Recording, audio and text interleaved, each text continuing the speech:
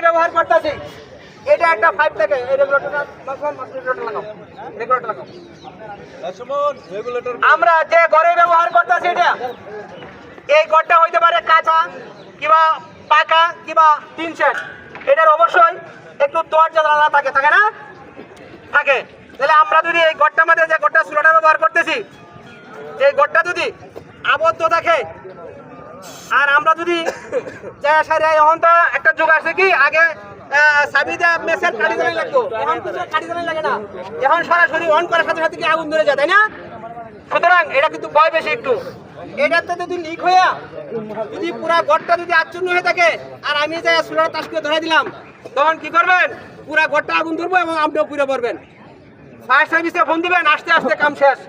কারণ একটা লোকের যদি আপনার 70-80 ভাগ পুড়ে যায়, তখন এই লোকটা বাঁচানো খুব কঠিন হয়ে যায়।